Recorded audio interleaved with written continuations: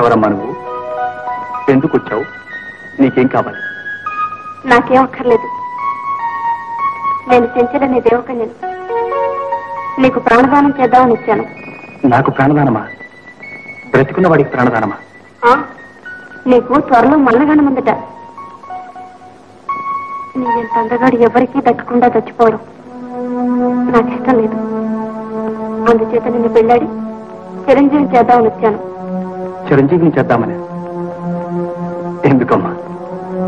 మాకు కావలసింది చిరజీవితం కాదు, ధరించడం. ఇక నీవు వెళ్ళవచ్చు. నాకు కావలసిన కన్యను నేను ఇదివరకే వరించాను. అలాగా? అయితే ఆ కన్య భూలోకుందా, స్వర్గలోకుందా, నాగలోకుందా? భూలోకుంది. అందగత్తేనా? నాకంటేనా? ఇదిగో ఈ యవ్వనం, ఈ సౌకుమార్యం, ఈ విలాసం, ఈ తలుపు, ఈ పులుపు, ఈ బెలుపు, నీ సౌందర్యానికి నేను తగను కానీ దైవించను విడిచిపెట్టి. మూర్ఖుడా, నన్ను తృణీకరించి ఇంకా బ్రతుకుతానేనా? ఇదిగో నీకు చివరి మాట చెప్తున్నాను. నన్ను వరించి స్వర్గ సుఖాలు అనుభవిస్తావో, నిరాకరించి మృత్యువునే కోరుకుంటావు. కోరుకో. దేవకన్య అనుగ్రహమో ఆగ్రహమో. ఎందుకు వృథాగా నన్ను ఎంత బాధ పెడతావు? నిజంగా నీకు దేవకన్యవేనా? కాదు, రాక్షసి. ఇంతకు ముందు నీ మీద జాలి పడి దేవకన్యగా ప్రాణదానం చేద్దామని వచ్చాను. కానీ నీ మూర్ఖత్వమే నన్ను రాక్షసం చేసింది. ఇదిగో దాని ఫలం అనుభవించు. సావంటే ఏమిటో రుచి చూడు.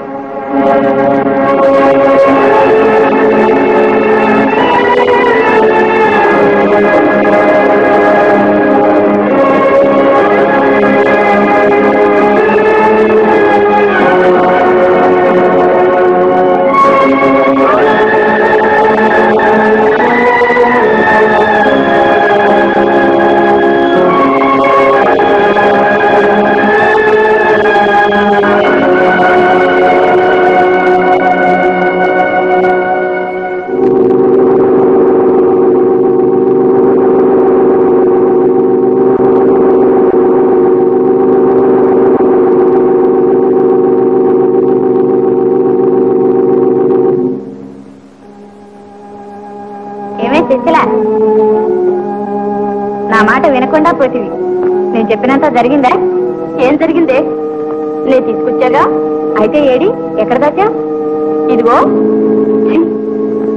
ఎంత పని చేశావే? దేవకన్యవై ఉండి ఈ రాక్షస కృత్యానికి దిగేవా? మరేం చేయమంటావే?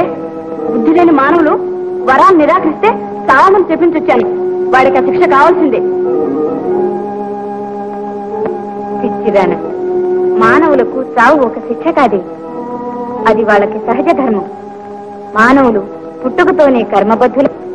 పాపపుణ్యాల్లో పడి కొట్టుకుంటూ ఆత్మ విముక్తి కోసం పరితపించే జీవులు. నీవనుకునే చావు వాళ్ళు భగవత్ సాన్నిధ్యానికి చేరే ముక్తి మార్గమే కాని వేరు కాదు. అలాగా? అయితే అతనికి ఆ ముక్తి మార్గం దొరకకుండా చూస్తాలే. అదిగో అదే నీ చేతగాండి. మానవులతో పంతానికి పోయి ఎందుకు నవ్వుల పాలవుతావు? నా మాట విని అతని హారం ఇచ్చేసి. ఇస్తానులే. రాజవైద్యులు, పురోహితులు, జ్యోతిష్కులు ఇంత బలగా ఉండి కూడా ఎవ్వరూ ఏం చేయలేకపోయాం. దివ్యశక్తుల ముందు మానవ మాత్రంలో మనం ఎంత? ఇది దివ్యశక్తులు చేసే కార్యాల, ఏదో రాక్షస కృత్యమే. నా బిడ్డ పుట్టి పుట్టి ఎవరికి ఏ అపరాధం చేయలేదు.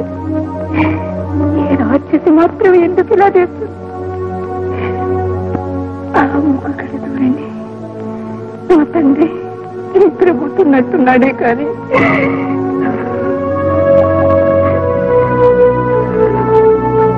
ఇలా దుఃఖించి మాత్రం మనం ఏం చేయగలం మహారాజా? ముందు కర్తవ్యం ఏమిటో సెలవిస్తే. కర్తవ్యానికేముంది? చంద్రభగవానుడు ప్రసాదించిన చిరంజీవి ఇంత అల్పాయుష్కుడని నేను నమ్మలేకుండా ఉన్నాను. ఆ భారం ఎలా పోయిందో అలాగే వస్తుందని నా నమ్మకం. అంతవరకు చిరంజీవి ఇలాగే ఉండనియండి.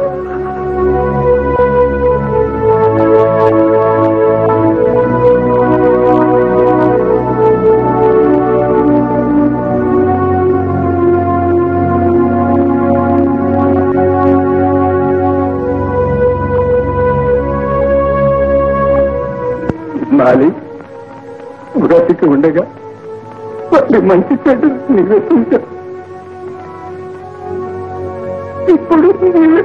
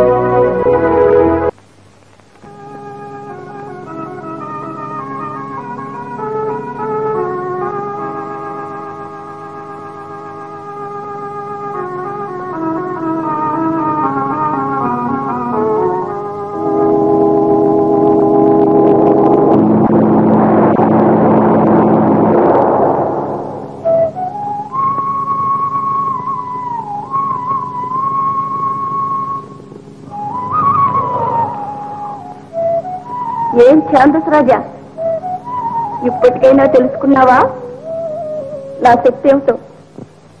ఓ, నీవింకా ఇక్కడే ఉన్నావా? క్షమించు, నీ సంగతే మరిచి నిశ్చింతగా నిద్రపోయాను. వెర్రివాడ, నిద్ర కాదు, దీర్ఘ నిద్రపోయావు. అంటే అంటే చచ్చిపోయావు. చచ్చిపోయాను? చచ్చిపోవడమే కాదు, నిన్ను సమాధి కూడా చేశారు. సమాధి కూడా చేశారు?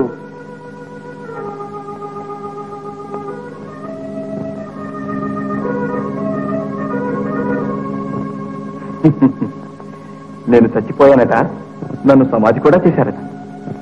పిచ్చివాడ, ఎవరితో చెప్పుకున్నా ఏం లాభం లేదు.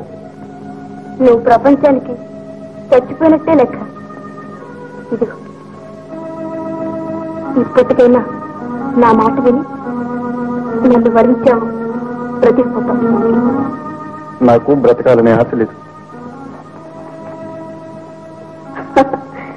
ఈ ప్రాయంలోనే ఇంత వైరాగ్యం అయితే ఎలా? ఇదిగో, రోజు అర్ధరాత్రి నీకు 2 గడులు జీవితం ఇస్తున్నాను. బాగా ఆలోచించుకో. ఎప్పటికైనా నీ బుద్ధి మార్చుకుని నన్ను వరిస్తే సుఖపడతావు, లేదా సాగు కాకుండా బ్రతుకు కాకుండా నీ జీవితం అంతా వ్యర్థం చేసుకుంటావు. వ్యర్థం ఎందుకు? సార్థకమే చేసుకుంటాను. అవునులే, నీ ఊహా సుందరుంది కదూ.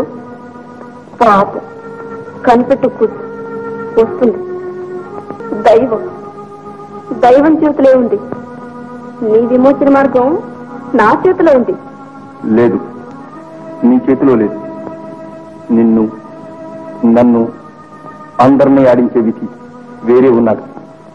మనం అతని చేతుల్లో కీలుబొమ్మను.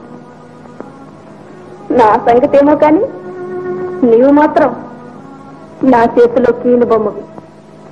నిన్ను నా ఇష్టం వచ్చినట్లు ఆడిస్తాను. ప్రాణం ఇస్తాను, తీసుకుంటాను, తీసుకుంటాను, ఇస్తాను, ఇస్తాను,